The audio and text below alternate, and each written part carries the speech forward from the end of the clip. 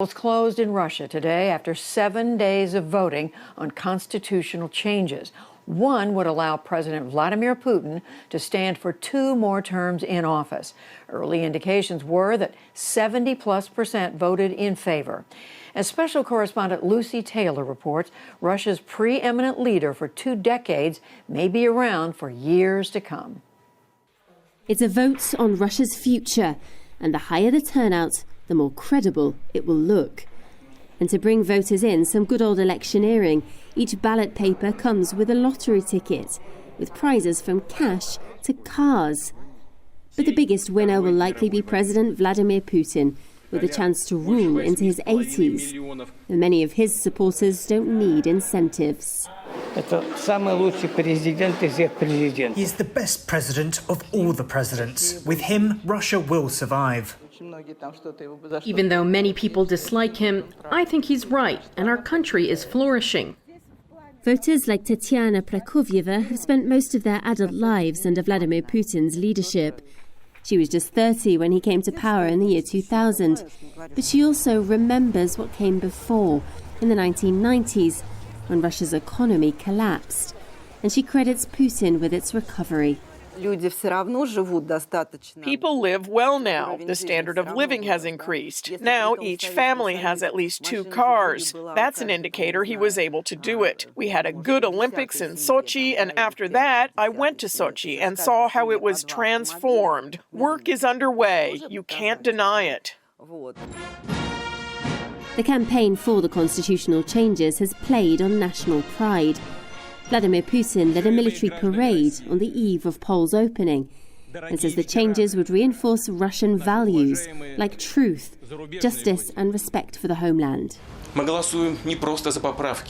not just voting for amendments clothed in clear legal rules. We vote for the country in which we want to live, with modern education and healthcare, with reliable social protection of citizens, with effective power, accountable to society.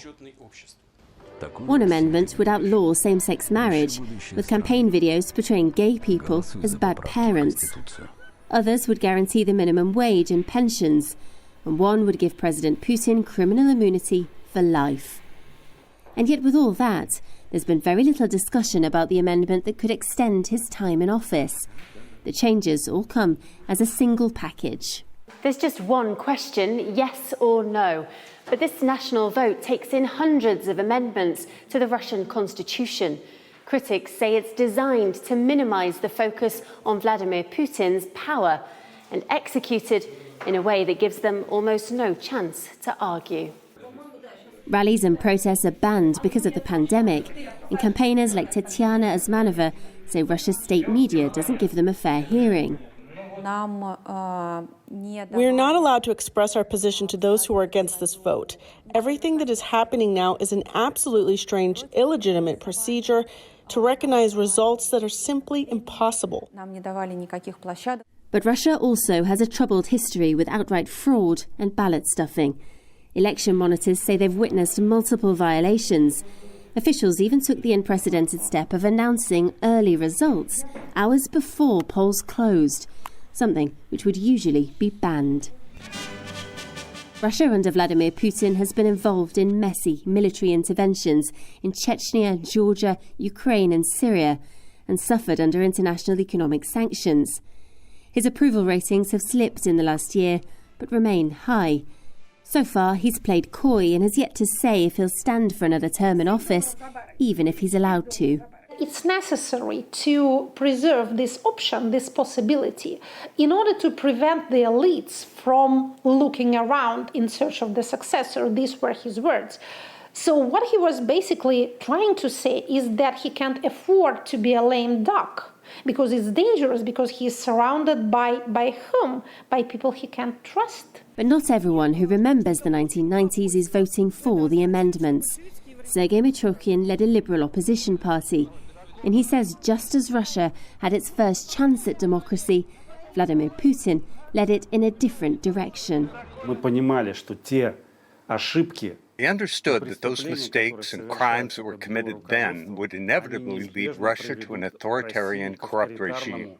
And so it happened. Unfortunately, we foresaw this. We already understood that at the beginning of the century. For an older generation of voters, this poll is about whether the relative stability gained in Putin's Russia has been worth it. And if the amendments are passed as expected, their children may live most of their lives knowing nothing else.